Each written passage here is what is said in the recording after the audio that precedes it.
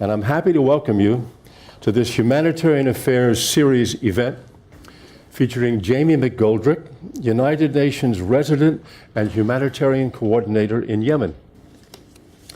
The situation we're going to be talking about is a stark and alarming one.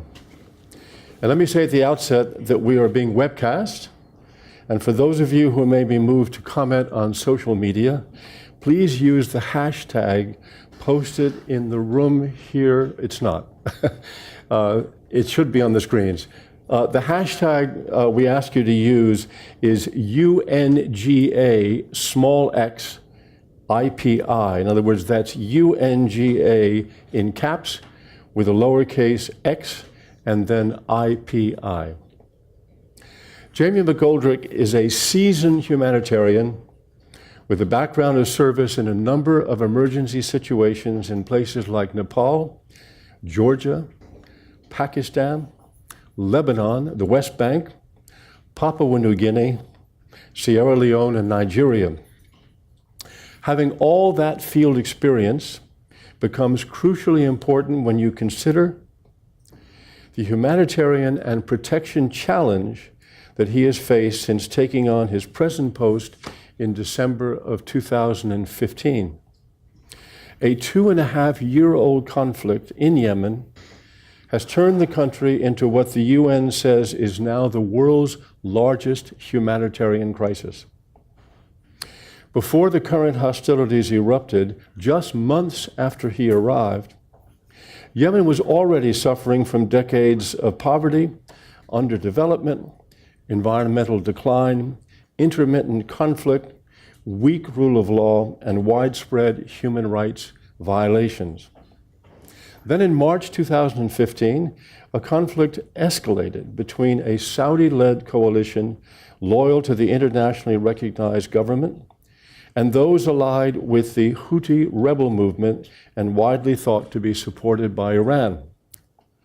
As a result of the fighting since then, much of it involving attacks from the air, the economy is now near collapse. Public and private services have all but disappeared, and average citizens, having lost their livelihoods and whatever savings they had, face tremendous hardship, while the most vulnerable are struggling simply to survive in what is also the world's largest food insecurity crisis.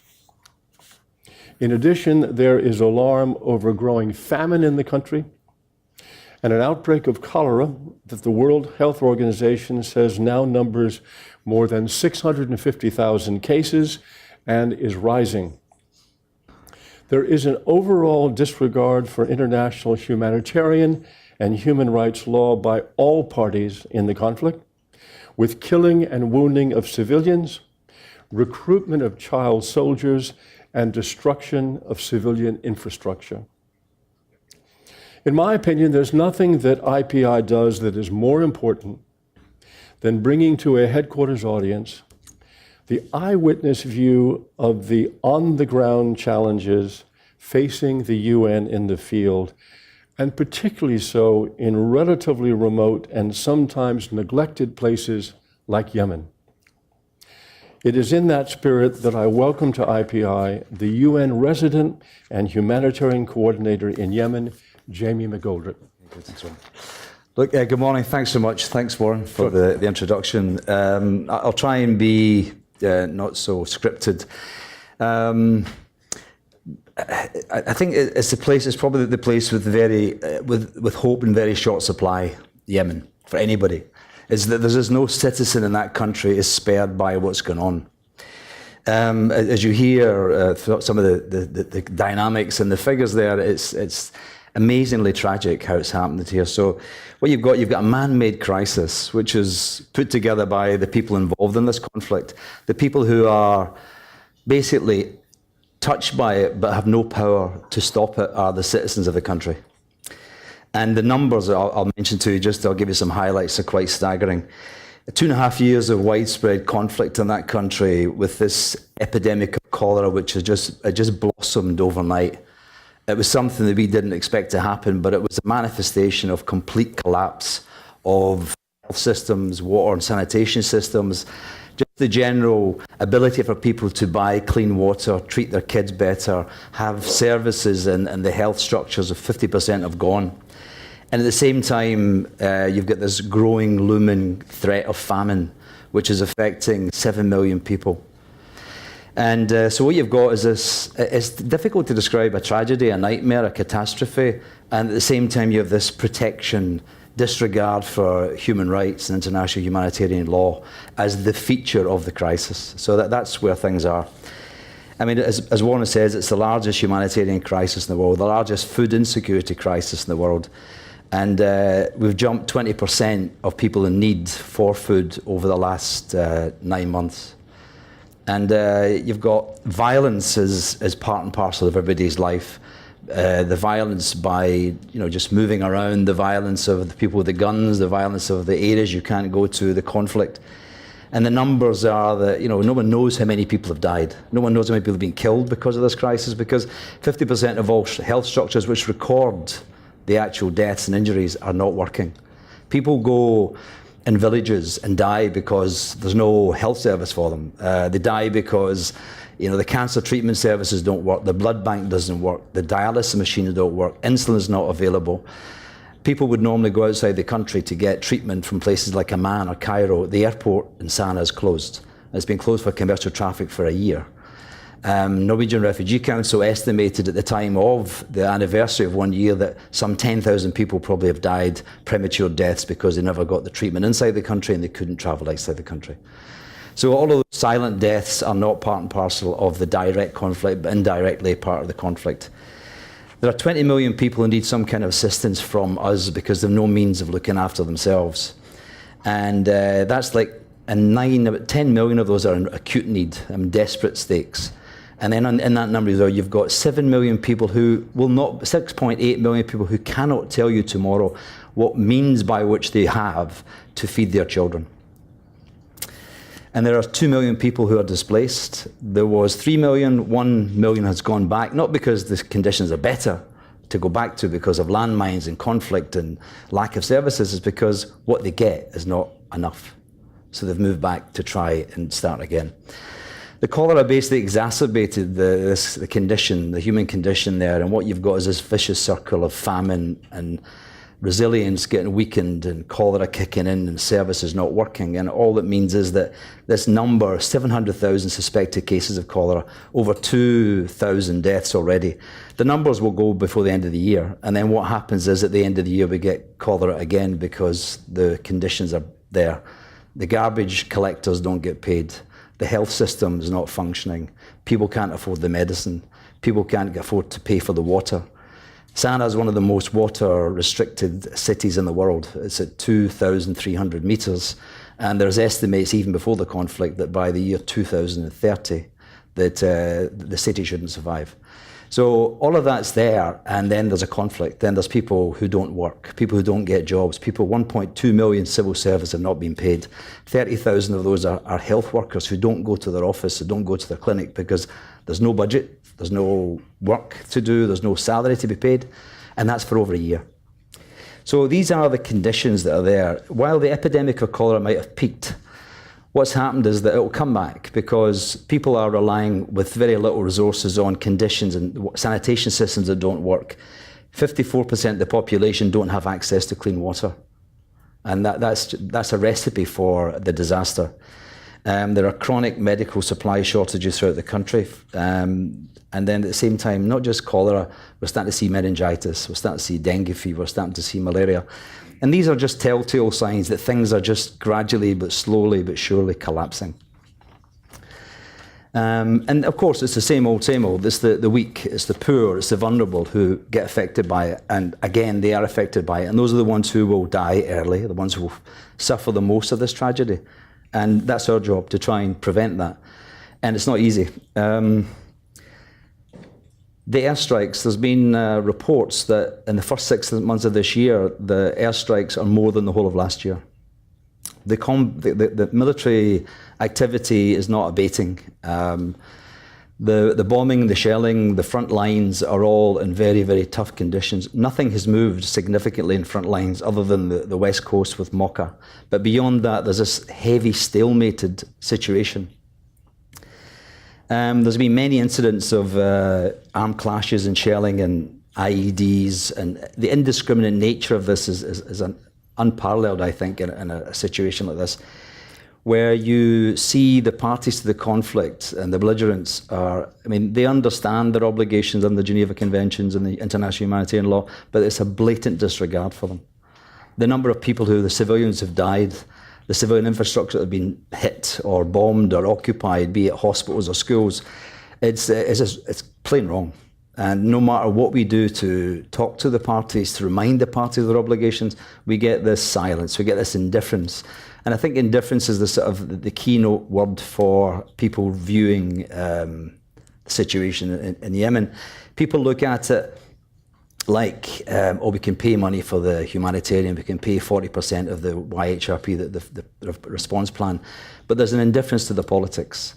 And until that changes, we will have this recurring humanitarian nightmare. That's what will happen. The economy has been made part of the war. It's been used as a tactic or as part of the methodology which the parties are using to bring about change, which they can't get on the military field. So what you've got is, for example, the public budget deficit is massive. Ministries don't have funding to buy material for operational costs. None of those things exist. Civil services, as I mentioned, don't get paid. The public institutions work a few days a week. They provide basic services. And we in the humanitarian world are facing a lot of pressure to replace and take over the ministries of the health institutions and these type of things. And we don't have the mandate, we don't have the resources, and it's not our responsibility. So that's something. There's commercial imports which are restricted because the Hodeida port is under threat, because the airport's closed. And then at the same time, people who are commercial importers cannot get lines of credit on the international market to buy goods outside because of the liquidity crisis.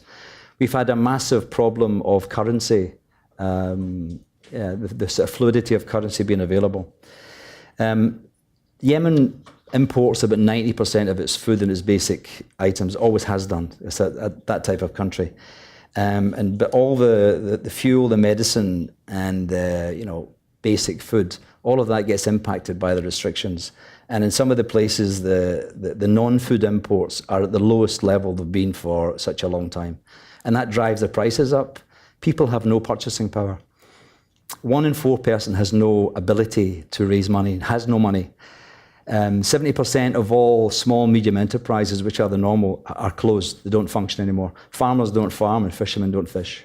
So all of that is just aggravating this existing situation here. What we try to do, and our job is to try and get to the individuals there. So we are currently accessing about 7 million people in the country with food, with water, health, and different types of support we're given to them. We face an inordinate amount of difficulties. Once the access challenge, because we get instrumentalized by the parties. They try to control us as part of their effort to control whatever else is going on. We've got a number of bureaucratic impediments, visas, restrictions from both sides, the aid diversion which takes place, restricted and interfering approach to assessments, to choosing beneficiaries, all of that. But there's 120 humanitarian actors on the ground, national, international, UN, others, Red Cross. And you saw that the way the famine was massive, but we're able to, I think, contain it now, which is good. But we're only 43% funded. And the numbers which we've identified in last year's appeal through the Humanitarian Needs Overview were the numbers I gave you earlier, 20 million, 10 million acute needs, 7 million. Those numbers will go up because of cholera. Cholera has weakened the systems, weakened the coping mechanisms, weakened the ability for families and communities to be resilient. So the numbers this time around will be bigger. I think also what we could say that because of the food situation and the growing ability for us to get to more people and the targeted nutritional support, I think we can say that the famine will be held back. It doesn't mean it'll go away, it's just held back. And it's this relentlessness for us to keep this moving so we can make sure that it doesn't reappear again, but inevitably it will. because the conditions are in place. All the conditions I mentioned to you, no one's addressing them. These are systemic, these are fundamental, these are foundational issues that we are not touching. Right now, the political situation is very uncertain inside the country. The southern part of the country, in Aden, I was there last week. There are many actors there with many aspirations for politics. There's the legitimate government of Yemen, there's the southern cessationist movement, there's the Emiratis and others who are present there as a liberating, occupying army. So all of that, you don't know what their intentions are, and the dynamics are unfolding in a difficult way. In Sana'a, we have two parties who run this coalition, or not a coalition, but an alliance in the north, which is the former president, GPC Saleh, and the Houthis. And they are not always on the same page either. So the dynamics, and whether the politics doesn't matter to us, what it means is it makes the uncertainty difficult for us to plan and project. Our presence or proximity to people in need is affected by that stability or that instability. So it's something we have to keep an eye on. I should also be saying that, there should be an understanding with all the parties that are acceptance by all the parties that that the war has been a massive failure. I mean, there isn't a success, there isn't a victory, there isn't a military solution. That the only way to get this done is only through politics. And again, it's the same old place in many parts of the world where the humanity gets beaten up by politics or the failure of politics, and that's exactly what's happening here in this situation. Yeah, I'll skip some of this stuff. We just have to get the parties to be much more willing to accept the need for a political solution, because 2.5 years, more than 2.5 years of what's happened in that country, and everybody's been touched by the war and the conflict. Everybody knows someone who's died or is injured, who's sick, who can't get the treatment they deserve, who's poor, who's getting poorer, who've lost their income, lost their wealth. And the country's in a very unsettled situation. We have to go to somewhere else now. We need a lot of international assistance to keep going. We need a lot of collaboration with all the actors, and we need to find ways of restoring security in the country. And obviously it's a neighbourhood is difficult anyway, but there are no good sides within the humanitarian and the Yemen conflict. No one's there doing good work. I think the Houthis in the capital don't understand when you scupper a political process, you'll get conflict. And if you get conflict, you'll get casualties, and there's a responsibility there that they have to recognise.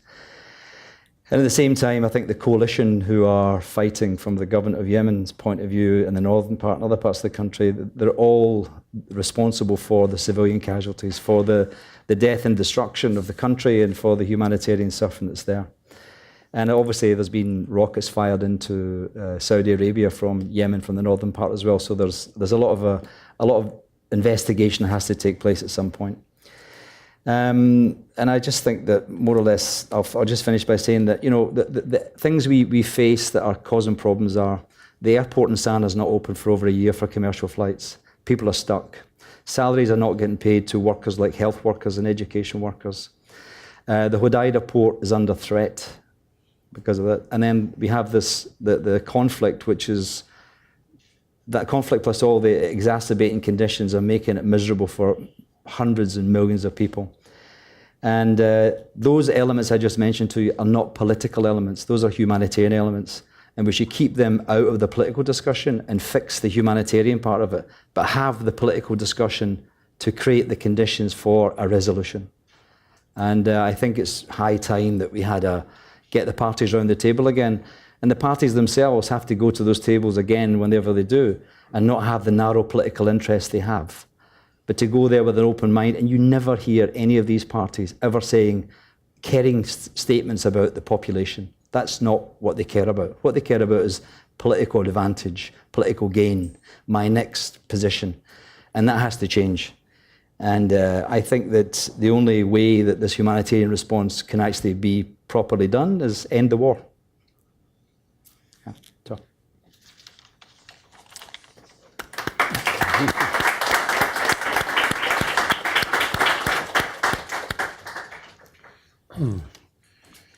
I thought I was making in the introduction this situation as bleak as possible, and Jamie filled in the gaps. It's a dreadful situation, and I mentioned that it was relatively marginalized and neglected by the world. Part of that is Yemen is sort of on the map, kind of on the edge of the Middle East. It isn't what you think of when you think about world's greatest humanitarian crises, world's greatest food insecurity crisis in this little place called Yemen, sort of marginalized on the edge. And yet, one thing that does get attention is something you mentioned, which is the civilian deaths, caused in all cases by outsiders and by the fighting forces. And what does get attention to this situation is an annual, or at least it's happened for 2 years in a row now, which is the almost publication of a list of deaths, of killings and maimings of children, of civilians, but particularly children. Last year, you'll remember it because it got lots of attention. Ban Ki-moon, in the end, decided not to publish it, but made it very clear he made that decision because of pressure he felt from the Saudis. That list exists now for this year.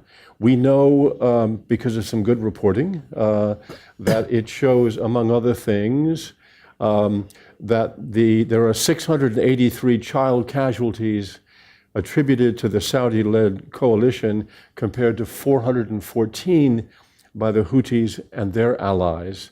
We are told that list exists. It's on the desk of the Secretary General. Once again, we have this decision, does he publish it with an annex with all the numbers or not? Do you know what he's going to decide? I think you know better than I do. I mean, clearly it was an issue that was there last year and caused some concern. But I understand that the Secretary General, and I know that the new Special Rapporteur on children and armed conflict are very keen to, put it on the table and get it addressed. And within the next 2 weeks, it will be issued and published. The decision of what that looks like, I think, was part of the discussion that in the UNGA and the side meetings and the bilaterals that the Secretary General have, and I think during that time they'll decide what sort of report it will look like and whether the list will exist or not. Have you encountered in your week here a feeling on the part of other member states that that list ought to be published? Well, I mean, I think that it's harking back to last year, what happened and what didn't happen. I think there are people on either side who see the need for the list to get published, but I think there's another body of opinion say it's not going to be helpful, or it's not necessary, or whatever. So I think it's still on a bit of a knife's edge. Jamie, you talked about the horrific state of public services and everything in Yemen right now. I want to ask you about outside donors, and particularly about the World Bank and the funding it's provided to UNICEF and UNDP. And I think intended to reactivate something called the Yemen Social Welfare Fund. Can you talk about that a bit? First of all, I'm sure you've been seeing donors while you've been here or talking to groups of them. Is there donor fatigue when it comes to Yemen, or are you encountering people who are willing to keep investing money in there? And how is the money that has been invested now being applied? Well, first of all, I think there is no possibility you can actually accept donor fatigue in Yemen. Yes. It just doesn't exist. I think the donors are all very keenly aware of the need to address the issues, but there are restrictions and there are competing interests. I think with Iraq and Syria in the Middle East footprint, it's very hard for Yemen to get the attention. I think that's compounded by the fact that media is not allowed to enter the country. We tried over the last week to bring in CBS Frontline, to bring in ITN Neil Connery, and to bring in Jeremy Bone from BBC, and blocked to bring them on the UN flights into the country. And I think until we get them into the country and get that message out to raise public awareness, to raise parliaments and attention and funding, then we're always going to have a difficulty getting beyond the 43% we're currently sitting at for the response plan for this year. The World Bank money is a new adventure, I would say. It's the new way of working, which is trying to put money into Yemen even when there is no government operational, although a legitimate government, and the country is in turmoil and there's a massive humanitarian crisis. They do believe there are possibilities there of using parastatal mechanisms such as a social welfare fund, public works fund, social fund for development, to use them as vectors for preserving services. For example, at the community level, try to put money through hospitals and community structures to keep them alive until such times, and to reinforce the humanitarian, and it's called the Humanitarian Plus. It's quite a risk for the UN because we are it's a very fragile environment, it's a very challenging environment, and the fiduciary risk is quite big. But at the same time, we believe that it complements the humanitarian work very well, because while we do life-saving, they can add funding to institutions to do a little bit more than life-saving. And we've only just started. It's only been going now for the last 4 or 5 months. There's a meeting on Monday and Tuesday to sort of reflect on how successful it's been in countries like Yemen. But I would say that it's something we would encourage more of. We just have to find out what impact it's having, and that's one of the big challenges, I think. Jamie, you are the resident coordinator, which means you live there. Yeah, I do. I guess my question is, how safe is it? But how do you move about? The UN flag and white UN vans with UN written on the side, which we have always thought of in the past as shields, have increasingly become targets. Yeah. Do you know where you can go, where you cannot go, literally buildings you should not appear in because it might be on somebody's target list? Yeah, I mean, what we do is we have this something called a deconfliction process. And what happens is that we would notify, in Riyadh, there's an institution called EHOC, which is an operational center, and we would give them advance notice of movements of trucks. We would also give them advanced warning of lists of buildings and hospitals and schools and offices that we use, and that is it's a no-target list. And that includes hospitals, it includes schools, but sometimes it's not always 100% fail-safe. And that's how you have to do it. The other problems we face are the challenges of trying to convince parties in the northern part of the country that we should go places without any access interference. And because they are suspicious of some things, it's very difficult to move around in some places. And there are certain parts of the country which are more challenging than others. But all in all, it's a very, very cumbersome process. It's a 48-hour notification process to move. And so you have to plan much in advance. It's the same for our flights into Yemen, coming from Djibouti and Aden, and Amman. We have to give notification, you have to give the manifest list, have to get clearances from Riyadh to come to Yemen. Jamie, the Houthis control a large portion of Yemen, including the capital city where you live. Let me get you hooked up here. Just try to squeeze my ear. Unfortunately, it doesn't come off. Yeah, okay, it's fine. Is it possible to characterize how they are governing? I mean, they are the governing force now in the capital city of Yemen. Yeah, I mean, they are an authority de facto made up of two parts of an alliance. The Houthis are yesterday was the 3rd year anniversary of them arriving in Sana'a, so relatively speaking quite new. They provide security. The security is there. However, it's difficult with some of the challenges on bureaucracy and some of the challenges on free-flowing permissiveness that we need in a fast-moving crisis. We face, for example, trying to bring people into the country to get visas to respond to the cholera. And they don't allow it quickly and easily, and it impacts our ability. And in the south, we have new regulations of visas as well. So I think all sides are not as helpful as they might be to the humanitarian endeavour. And the humanitarian endeavour is there to treat the people of their country and try and solve the crisis that they've created. In such a politicized situation as the one you're describing, is it possible to get information you can trust? And I also want to ask you, along the same lines, from the population's point of view, I can't imagine they really trust any of these sides or the outsiders. You mentioned the Emirates, you've mentioned the Saudis, I mentioned the Iranians. What do they think of the UN? Do they trust the UN? Well, I think there's been a growing acceptance that the political process is not as energized as it should be. But I think at the same time, they're very conscious of the support and the response by the UN and the international community, the national partners on the ground. I think that's regarded as successful. And so in that sense, I think that we are appreciated and we are welcomed in terms of that work that we do. Some parts of the country is easier than others. Some parts of the country, the more acceptance of the others. And I think there's also an education process. I mean, it's not something that Yemenis fully understand, one, why the war's happening to them and why they're being punished this way for something they've done nothing, and why this large number of UN international communities have come there to try and address their needs, and at the same time, nothing changes. Jamie, you ended your comments by saying the only answer is to end the war. You also said there is no military solution. Can you imagine the shape a political solution might take?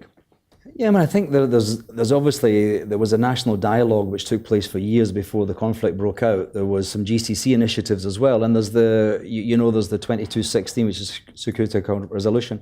These are all sort of, I think, foundational aspects of what needs to go forward. But I think that they must prevent the mistakes of recurring the next time when they go about this. And that would be that they have to be a much more inclusive process. I think they have to reach out to a different set of actors and not the usual suspects. Because I don't think the people who are waging war, as they are waging war right now, should be the ones who should sit around the table and start to discuss the future of the country on their own. I think they obviously have to be part of the discussion, but I think what's happened last week, for example, the EU took tribal groups to Brussels for a discussion. I think there's a need to look at different types of women's groups. I think the radical youth have to be found a way of pulling them into this, away from where they are right now, which is in a vacuum, but a radicalized vacuum, and bring them into it. So I think all of those have to be done. And I think under the UN's leadership, all the other key actors, I know they're all behind what the Special Envoy is doing, and we just have to create a different momentum and maybe a reset process, because I think we are in a bit of a stalemate right now. I'd love to get some questions and comments from the audience. If you would raise your hand, I'll call on you, and please wait for the microphone. And when you get it, I'm going to ask you to stand up when you speak. It's easier for the people in the back if you do stand up. And please identify yourself. So I'll start here on the left with Raj, and then here will be number 2, and there will be number 3. And we'll take 3 questions at once and then answer them. It's hard for me to remember 3 questions. So My name is Ram Chalori. I'm from Princeton, a peace coalition in Princeton.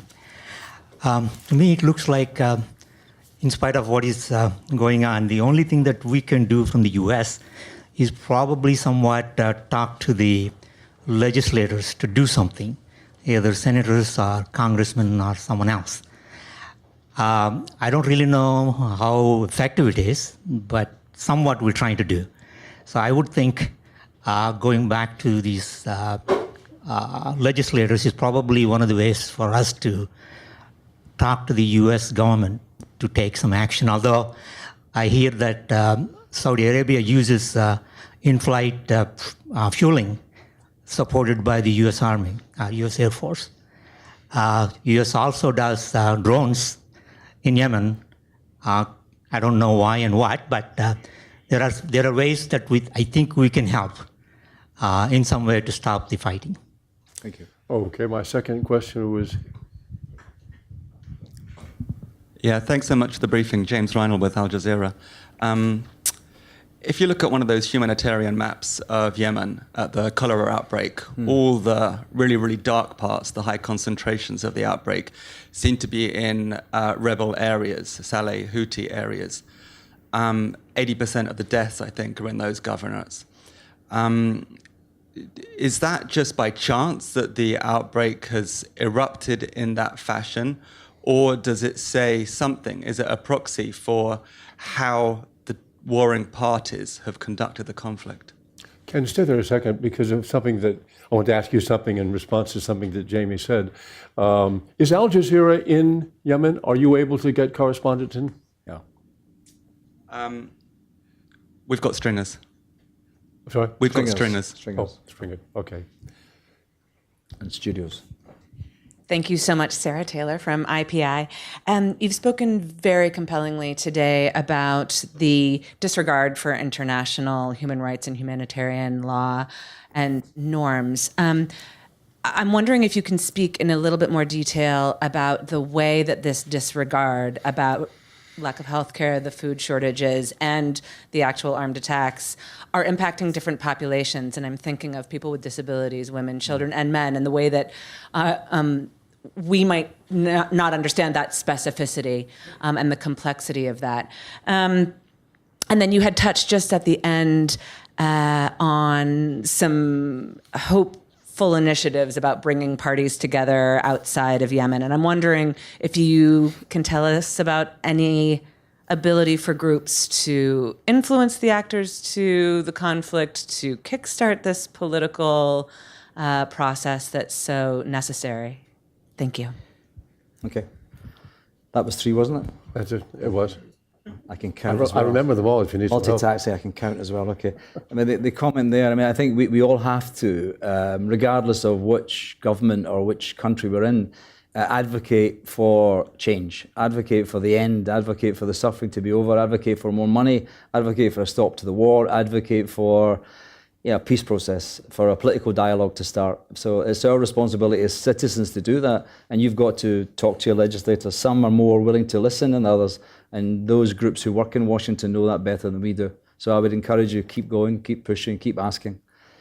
On the cholera spread, that's a misconception. I mean, cholera doesn't have war boundaries or geographical boundaries. It's spread by the systems and the lack of systems, and the spread people to people, water contamination, travel.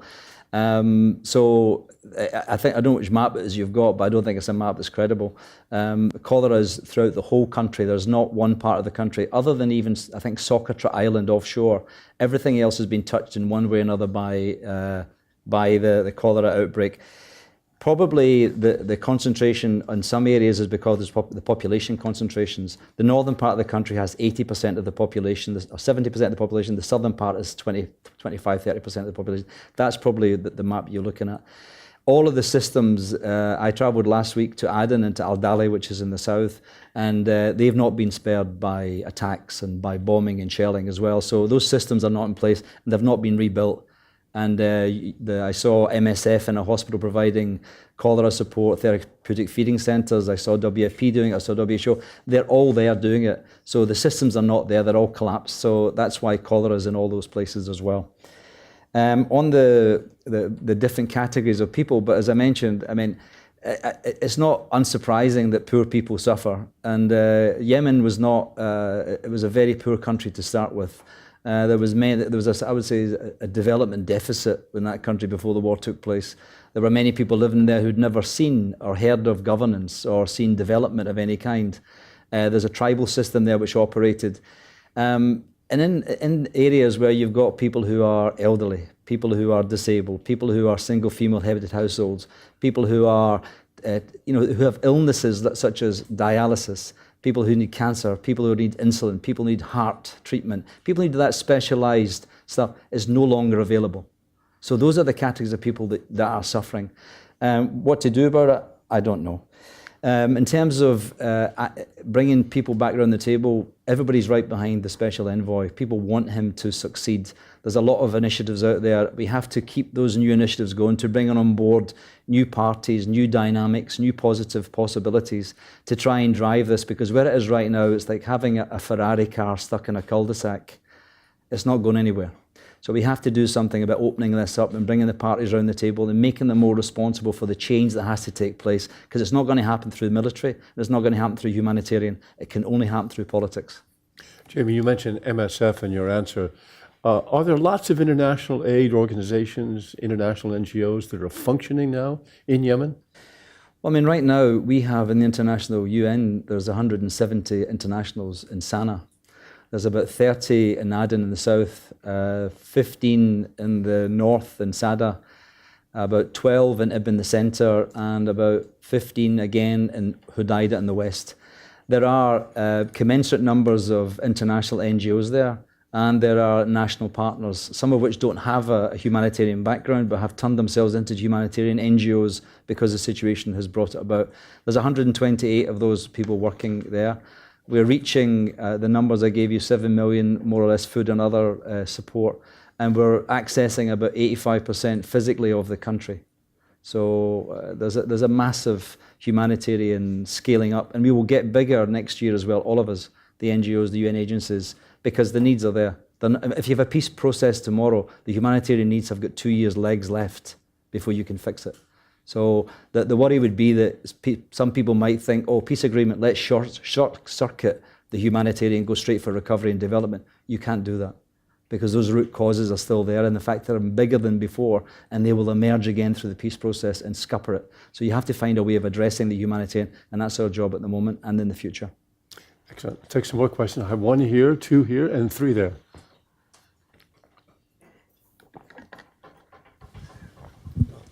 Thank you very much. Yeah, thank you. UNDPKO. Very quick two questions. Throughout the Middle East, usually any disruption happen, you find terrorist groups controlling areas. I just want to shed the light a little bit. What your views about restricting humanitarian efforts in the areas controlled by Al-Qaeda in Shibh al-Jazeera? Is it really a big space, or how big is it, and how it's affecting your work? Second question, quickly: do you have access to the detention facilities or detention areas? All reports say it's overcrowded, very inhuman and degrading. So any views about that would be appreciated. Thank you. Thank you. Second was this woman. I'm from the French mission. Hold it up a little higher. I'm from the French mission, and I was gonna ask approximately the same question regarding addressing the fact that you didn't talk at all about the ICAP situation and how it was affecting the humanitarian situation also in the controlled area by them. So I think we have the same question. Good point. Thank you for that question. Thank you very much. My name is Ishmael Dodo. I work for UNDP Africa Bureau. And thank you very much, Jamie, for your presentation. What you described is a very stark situation. I've seen, I've still lived through poverty. I've seen war after the war in Liberia, the aftermath of the war in Liberia and Sierra Leone and so on. But what you describe is really a very, very devastating situation, which goes beyond the consciousness of humanity and what we stand for as humans. If you were a supreme being who has ultimate powers to do something about the situation, Am I not? what would be your the most practical solution that you would take? And why do you think that is very difficult for the UN and the development community to do that? Thank you. Okay. That was 3 again, wasn't it? It was 3. Actually, it was 4 because the first questioner asked 2, but then the second questioner asked the same duplicated question. one, so it's 3. Yeah. So you end up with 3. Okay. No, one of the worrying dynamics, I think, of Yemen is the fact that there is an absence of governance and security in many places. And you have a vacuum in geographical areas, and it's often associated to where the conflict is, the lines of conflict. These groups are, whether they're the bona fide groups or whether they're mimicking groups or whether they're copycat groups, I don't know. I really don't know, but they're there. Because we're hearing stories and anecdotal and subjective information about them being in areas and therefore making it difficult for people to move around. It's not a surprise. I mean, given the fact that the population in Yemen is so young, there are so many young men there are no jobs, there are no possibilities for work. And all of a sudden you have these groups who are radicalized and who are attractive for young men. There was a time when these radical groups were controlling Mokala, which is one of the major ports on the south coast, and it's the oil pumping or exporting port. They had control of that and the oil for some time, and they raised money. And that money is an attractive proposition to encourage young people to come and join them because there's nothing else. And unfortunately, that is the case. And the numbers will grow because the conditions are ripe. It's like an incubation for radicalization there. I think it's also because there are other parts of the Middle East where those people are getting closed down and they're very mobile. And I just think it's the shape of the future. It's a worrying shape, but it's something, when we do the peace process, you're going to have to look at that. And it's not been looked at in the Yemen context yet, but it will have to be because it will not go away by its own volition. Jamie, you mentioned to me in our conversation beforehand that you actually know cases of non-Yemenis, I think you mentioned Chechens, who are already there. Are you hearing that, seeing that a lot? Well, this is what you hear people telling you. There's sort of non-Arabic people in some of these areas now. I haven't seen them myself, but people tell you that's the case. But I just think the trend is very worrying. There's more and more people who are attracted to that very unsettled, uncertain, but exciting environment, and that's what these young guys go for. The second question you had was on detention facilities. It's something that we've been very, very struggling, very hard to deal with. ICRC, when the visit of President Maura was there in July, he raised the issue very clearly with all parties that he wanted access to the detention centres. And I think it's something he's gotten some, I don't know any progress, but it's a discussion that's ongoing. We hear the same stories as you of some of the horror stories of overcrowding. We hear of stories of women being kept in detention centres in very unsatisfactory conditions. I know the UN's trying to find ways how we can support that activity, and it's something we had a conversation quite recently about. The The question of practical solutions, I mean, the practical solution right now is humanitarian assistance. That's the practical solution. What comes after that is a very complicated issue. It's because the dynamics on the ground there are so unwieldy and multidimensional that to try and get people around a table and agree on, I mean, it's a very simple solution. Stop the war. Just stop it. That's the solution. But that's an easy sentence to make, but it's a very difficult one to achieve because we see there are many parties with many vested interests and very futuristic proposals how they see Yemen and what they want for Yemen, and what Yemenis want is different as well. So somebody has to bring all that round the table and have a discussion, and it has to be all those actors, both the Yemeni actors and the regional actors, and those who can influence those actors as well. One of your office's missions, of course, is to facilitate the movement of humanitarian goods into the country, across the country. Has it happened already that the fighting forces will use blocking humanitarian assistance as a tactic of war? Well, I mean, our access is dependent on getting approval to move. It's dependent on the security. It's dependent on lots of issues there. So whether it's tacit approval, but we have to get an agreement that we can move. Mm-hmm. And so in that sense, they do control our movements. Excellent. Any more questions? Very good.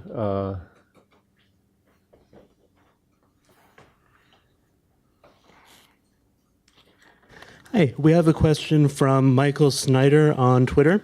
He asks, will the WHO strategy unveiled on Monday to stop cholera transmission by 2030 have implications for Yemen, and if so, how? Excellent. And did you have another question, Hillary? No. Fine. Here, very good, please. Bradley Furster from the UN Development Group.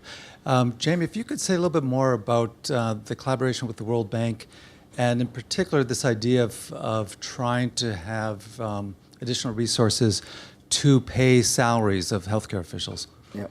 And what are the obstacles in actually realizing that? Okay. Thanks. That was only two, so I can't speak. There's a third one. Very good, thank you. Thanks for volunteering. Hi, thank you. My name is Omar LeBron, ATD Fourth World Movement, as well as Fordham University. You spoke a little bit about the infrastructural damages that have occurred, which cripples the nation's progress and future humanitarian aid. What didn't come across as clear was the airport and its condition doesn't allow people to migrate out. Is there a migration problem, especially those that are furthest in need, where it could create such a calamity where they want to leave out of desperation? What would be holding them back? Is the UN preparing or have spoken about any migration or refugee situations? Okay, yeah, thanks. The question on cholera, I mean, WHO is actually trying now to, what comes after this current outbreak? And I know that there's a global agenda as well. Some of the things that they're looking at would be to try and do vaccination campaigns in Yemen, in places like that, preventative cholera vaccination campaigns. There was an attempt to try and do it for this outbreak, but it was too late because it kicked in so quickly and spread so fast. The other one question was collaboration with the World Bank. The collaboration with the World Bank, are you going to speak? No, go ahead. Okay. The collaboration with the World Bank is a new endeavour. It's worked in other places, but it's the first time where there's an absence of a government physically in the country, for the most part, and you have a split situation, north and south. We try to use it in a complementary way for the humanitarian. One of the big things for us, we don't pay salaries as the UN or donors allow us to pay salaries. We try to pay stipends and DSA and daily support rates for service delivery at the institution level. And that's the way we get around it. The World Bank, we're having a discussion with them about, can we get the salary issue fixed? Because there's 1.2 million people in the country who don't get salaries, and 30,000 health workers who don't get salaries. We pay them a little bit here and there, but it's not sufficient, it's not sustainable, and we don't get the support and the agreement from all the donors who allow us to use that. So it's a fragile situation, it's not something we want to... There's a meeting on Monday here in New York, which hopefully some of these issues can be explored with the World Bank about, now that they've gone down this road to do what we call humanitarian plus, it's beyond the exact humanitarian, how flexible will they be? I suspect they will be very flexible, but we just have to work it out what it is. And I think that's where we are on that one. On the airport, Sana'a Airport's not destroyed. The runway works, the air traffic control, everything works. The buildings have been smashed. The stores, the airport, the planes litter the actual runways, but the runway per se is intact. It's been bombed before, but it's been repaired. There's a ban by the government of Yemen on commercial flights coming into Sana'a, and that's the reason why there's no airport. The airport doesn't work. There's nothing else. We fly in 3-4 times a week. ICRC flies in, MSF flies in. The airport is functioning. They don't want the airport to function because it's part of the war tactics, as I mentioned earlier.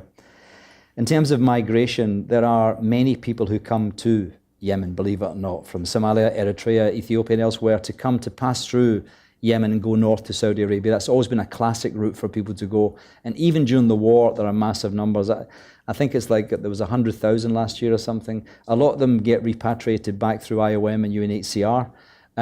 There's been some tragic accidents where boats have been shot at and killed, many people killed in Shabwa and offshore in Hodeida. It's a big problem for Yemen, and there's a concern that some of these people who come in are maybe not necessarily purely migrants. Do you guys have any more questions from people following us? They're falling asleep. Okay. Not at all. If there are no more questions in the room, I had one that I wanted to save, and I now forgotten in my notes which it was, but you've been so responsive to all the questions here. You probably have answered it before I was able to even pose it. I think before ending this conversation, I want to say something about. I had occasion last week to be briefed by a person working for an international organization in a really particularly fraught part of Eastern Europe. And I sent him an email the next day. He sent me an email saying, thank you for the conversation, thank you for listening. And I sent him an email saying, it's very reassuring to those of us who in principle support international organizations and the work of the United Nations abroad, to find that there are people of that kind of dedication working out there. And that's the message I would like to leave you with today, speaking specifically about Jamie McGoldrick. Thank you.